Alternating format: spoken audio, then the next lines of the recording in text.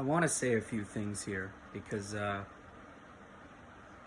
I feel that there are a lot of barriers to starting things and getting to places where we want to be.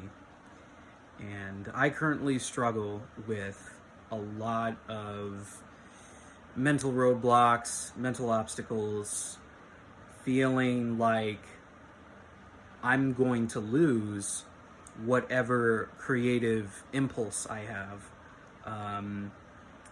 when I have a vision in my head for something, and there's a obstacle standing in my way. Something doesn't work the way I want to, or I don't have the right cables, or my camera isn't good enough, and I kind of want to challenge these ideas, just because we live in an age where it is okay to just kind of just turn your camera on and just do things. Part of my journey and my message to people is that I think we need to start embracing the cringe within ourselves. I think that a lot of people stop themselves from doing things that they want to do because they're afraid of how they're going to be perceived by other people. And that's a real thing. That's a real serious, deep emotion that people feel. It's not something that I can just give you advice in a video and then people will be like, oh, okay, well, now I know how to function. No, it takes a lot of thought to even get here, to even get to square one, to level one. So yeah, and while I believe all those things, it does simultaneously have an impact on my mental health and me thinking like, well, I can technically turn on a camera and start talking like I am now. But if I had this awesome setup and I had, just a killer microphone or something like, then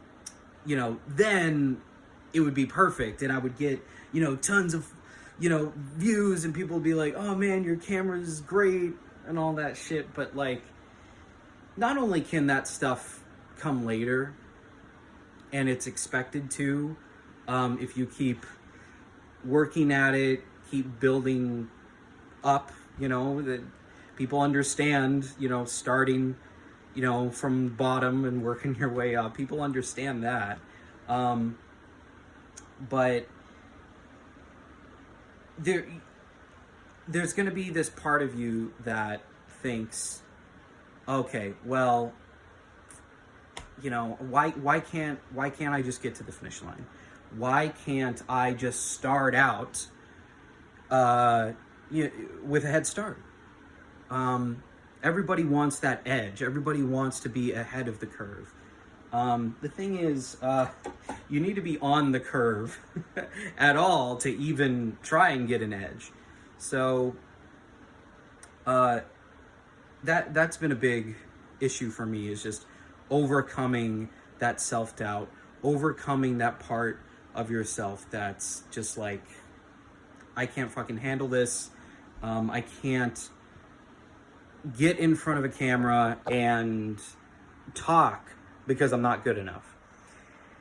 And my entire life has just been trying to prove to other people and also to myself that it is possible.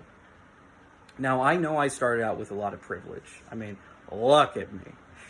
But, there were a lot of things in my life, usually up here, which I wouldn't consider privileged, which I would consider actual roadblocks to me getting what I want out of life.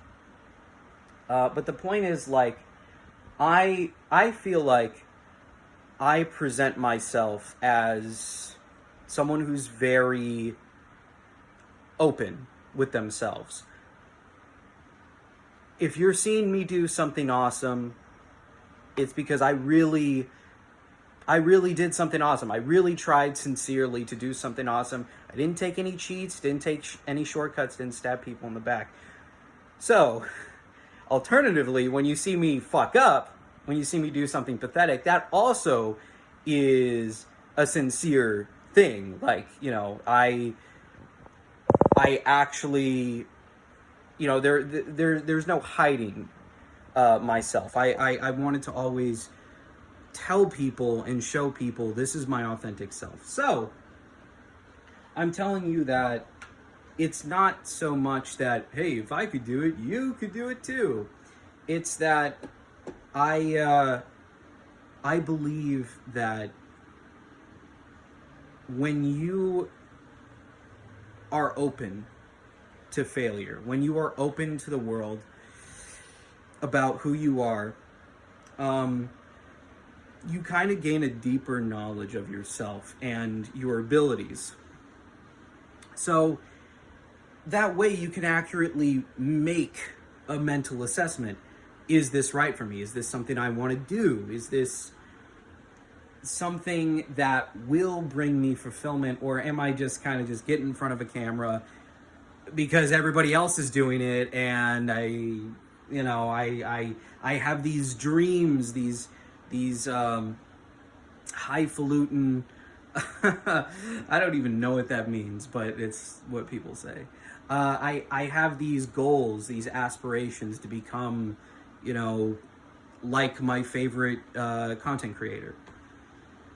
And those are all well and good, but the thing is, like, it takes a long time. It really does. It really fucking does.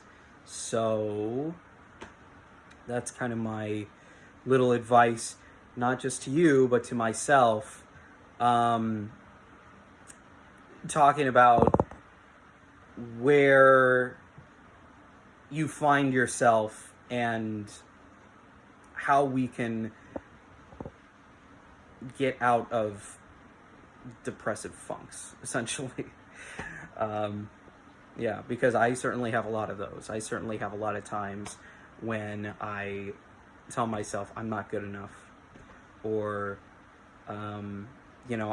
just the mere thought of, you know, setting up a camera is just like, oh my god, this is terrible.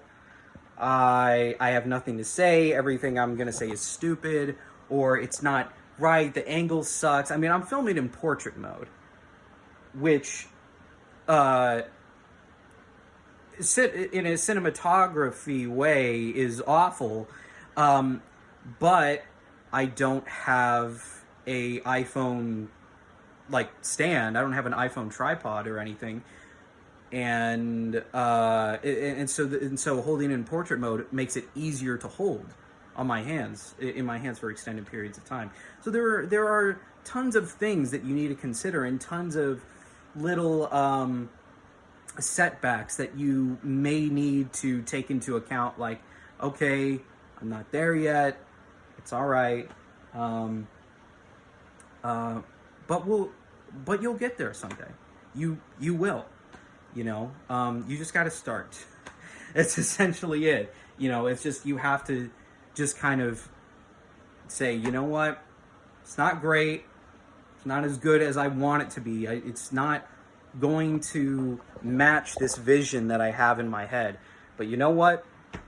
I mean, a lot of us have so many things in life that we didn't ask for. You know, oh, I don't have the perfect camera, or I don't have this, that, and the other. You know, oh, I can't afford it. Well, you know, a lot of people are poor. A lot of people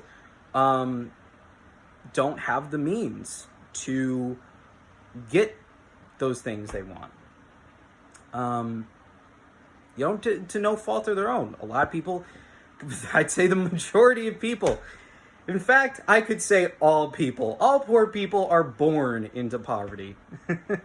Unless you're a fucking idiot that, like, just blows all their wealth, and, you know, then you're poor. But, like, you know, the majority of poor people in the world, it's generational. It's generational poverty.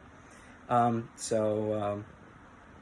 know, there's a lot of things in life that, you know, we didn't choose to start out with, but that's okay. You know, we work with what we have, and it's not going to be great. This setup is far from, you know, like a nice studio with, like, you know, crazy lighting and stuff, and I can be like, hey guys, let's fucking play Elden Ring, you know, a game which I have no interest in.